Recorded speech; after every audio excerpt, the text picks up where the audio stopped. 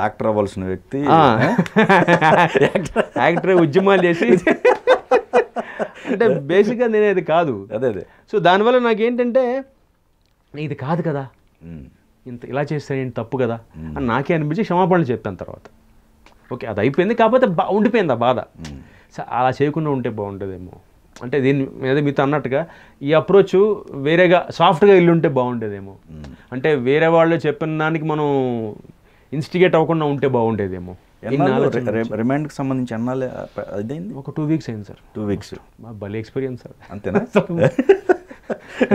Next level అంటే అసలు ఏం ఎక్స్పీరియన్స్ సార్, అసలు లైఫ్లో అనుకోలేదు సార్. ఇది జగన్మోహన్ రెడ్డి గారు జైల్లో ఉంటాం, ఒక జనరల్ బరాకులో ఉంటాం. అసలు కలిసారా మీరు అక్కడ? ఆయన కలవలేదా? కలవలేదు ఆయన్ని. అంటే ఆయన విఐపి దాంట్లో ఉన్నారు, నేను జనరల్ బరాక్లో ఉన్నాను ఆ టైంలో. కాకపోతే ఎవరెవరు అక్కడ? జగన్ గారు, ఇంకా జగన్మోహన్ రెడ్డి గారు అప్పుడు ఉన్నారు, నిమ్మగడ్డ ప్రసాద్ గారు ఉన్నారు.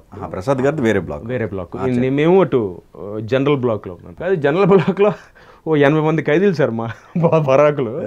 ఎంత అంటే ఇదొక కామెడీ ఎపిసోడ్ అయిపోతుంది సార్. ఒక స్టీల్ బకెట్, స్టీల్ గ్లాస్ అండి, రెండింటికి చైన్ ఉంది. ఒకడు వచ్చాడు, ఒక ఫ్లాస్క్ తీసుకొచ్చాడు, కాఫీ అలా పోసాడు, ఆ స్టీల్ బకెట్లో కాఫీ పోసాడు. పొగలు వస్తున్నాయి బయటికి. అందరం చాలా పెద్ద హాల్ సార్, జనరల్ బరాక్ అది. 80 మంది ఖైదీలు ఉన్నాం, అందరం కూర్చుని ఉన్నాం. ఒక్కొక్కటిగా ఒక దుప్పటి, ఒక చిన్న ప్లేటు, ఒక గ్లాస్ ఇచ్చారండి.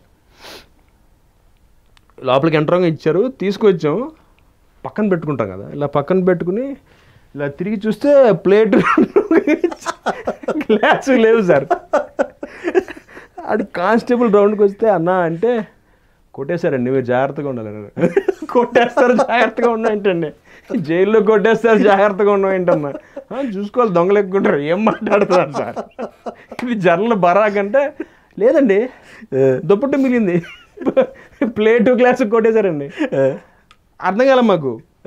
సరే బాత్రూమ్కి వెళ్దాం, లేచా, ఎదురుగుండా అలా బాత్రూములు సార్, టాయిలెట్స్ ఉన్నాయి, డోర్లు లేవు, ఓపెన్ అండి, డోర్లు లేవు, ఓపెన్, చిన్న కట్టెల్లో ఉంది అంతే. ఏంటంటే వెళ్ళాలి, అలాగే ఉంది అక్కడ. జనరల్ వారి నుంచి సిన్సియర్గా కానిస్టేబుల్ని పిలిచి, అన్న ఇప్పుడు ఎప్పటిదాకా మేము ఇక్కడ అన్నా, ఏముంది రేపటి కూడా బెయిల్ రాకపోతే రేపు విఐపికి మారుస్తారు అన్నాడు. అప్పుడు నేను క్యూరియస్గా విఐపి అంటే ఏముంటుందని, ఒక రూము, ఒక టీవీ, ఒక బాత్రూమ్ అయితే ఓకే, చాలా మరి ఇబ్బందిగా ఉంది వెళ్దాం అందరం ముందు. భోంజీలేదు సార్, మేము అప్పుడు భోంజీలా, ప్లాస్టిక్ బకెట్లు ఉంటాయి కదా సార్, అందులో సాంబారు. అంటే లైఫ్ నాకు అనిపించదు ఇలా ఉంటుందా పాపం లైఫ్ వీళ్ళకి జైల్లో ఉంటే. అంటే రకరకాల సార్, ఒక దొంగతనం చేసిన వాడు ఒకడు, అటెంప్ట్ మర్డర్ చేసిన అందరూ ఉంటాయి కదా. అంటే ఇంకోటి ఏంటంటే ఒక్కొక్క బరాక్ ఒక ఖైదీ ఇన్ఛార్జ్ అండి, పోలీస్ ఇన్ఛార్జ్ కదా. ఒక బరాక్ ఒక ఖైదీ, మా బరాక్ ఇన్ఛార్జ్ ఒక ఖైదీ, ఆడ కుర్రాడు 20 ఏళ్ళ కుర్రాడు సార్. ఆడేంటాడు, ఆడ టచ్ అప్ ఉంటాడు కన్నడ సినిమాలకి, ఒక హీరోయిన్కి, ఆడ హీరోయిన్ కొట్టాడు. కోపం వచ్చి ఐ లవ్ యూ అంటే అమ్మాయి కొట్టిందంట, ఇటు తిరిగి కొట్టాడు. దేంతో కొట్టాడు, ఇది కోమ్ ఉంటుంది కదా, హెయిర్ డ్రెస్సింగ్ కోమ్, దాంతో సార్ పొడిచాడు ఆవిడని. అటెంప్ట్ మర్డర్, ఆడలా వచ్చాడు అటెంప్ట్ మర్డర్లో. ఆడనా యాక్షన్ సూపర్ అన్న, బాగా చేస్తాను ఆడు. ఆడ ఇన్ఛార్జిగా వేసాడు కుర్రాడిని. ఆడేం చేశాడు, ఆ హీరోయిన్నే కాదు వాళ్ళ ఫాదర్ని అదే దాంతో పొడబోయాడు. దాంతో పొడిచాడు, ఇద్దరికి దెబ్బలు తగిలాయి. సో ఈ అటెంప్ట్ మర్డర్ మీరు వేసారు లోపలికి. ఇక్కడే ఎందుకు వేసారని, షూటింగ్ రాజమండ్రిలో అవుతుంది, ఆ అమ్మాయి షూటింగ్ రాజమండ్రిలో. అక్కడ ఫుల్ ఇంటికి హైదరాబాద్ తీసుకొచ్చారండి, అక్కడ ఖాళీ లేదని ఇక్కడ హైదరాబాద్లో సెంచరీ కూడా వేసారండి. ఆడొచ్చి బాగుంటుందన్న యాక్షన్, నెక్స్ట్ ఏంటి మనం అన్నాడు. ఏం చేస్తాను మాకే నా ఫ్యూచర్ అర్థం కావట్లేదు, నెక్స్ట్ ఏంటో, నెక్స్ట్ ఏం సినిమాలు ఏం సీరియల్ అన్నాడు. ఇలా అంటే మామూలు ఇది కాదండి. తర్వాత జైలు వచ్చాడండి. జైలు వచ్చి కౌంట్ తీసుకుంటారు కదా బరాకులు అందరు, కౌంట్ 86 మంది ఎంత కౌంట్ తీసుకుంటే చాలా సిన్సియర్గా నేను ఏంటమ్మా ఎంతమంది అనగా నుంచున్నా, సరిగ్గా అన్నాడు. మాకు అర్థం కాలేదు సరిగ్గా అంటే. అప్పుడు చెప్పాడు సార్ ఇలా కూర్చోవాలన్నమాట. ఓకే, ఇలా కూర్చుంటే అందరూ అలా కూర్చున్నామండి. ఇలాగే కౌంట్ చేస్తున్నారు అందరు. అంటే అదొక experience sir. Okay okay okay. ఆయన ఏంటి అందరితో ఏంటి నువ్వు మా దాకా వచ్చాక ఏంటి సార్ అమ్మ పర్లేదు కొంచెం మర్యాద ఇచ్చారు.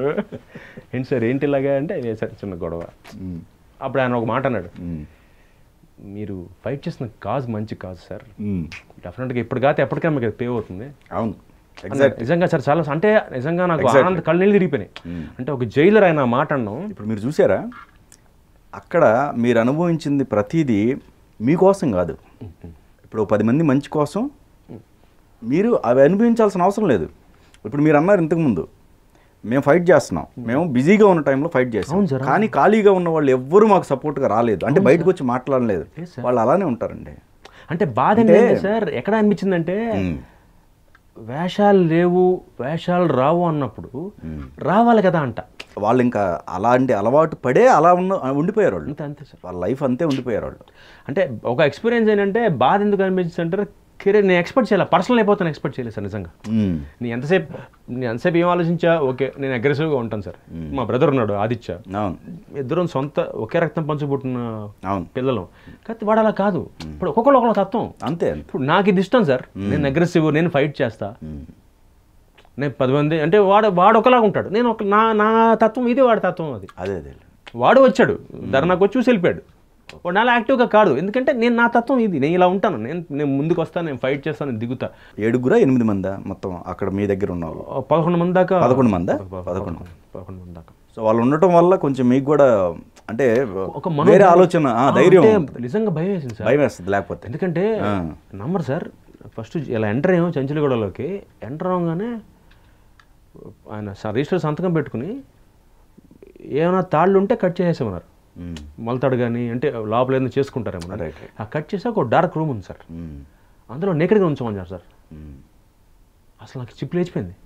ఇప్పుడు సార్ మనం మామూలుగానే ఎప్పుడు మనం ఉన్నప్పుడే వాష్రూమ్లో స్నానం చేస్తున్నప్పుడు నేకడ్గా ఉంటాం సార్.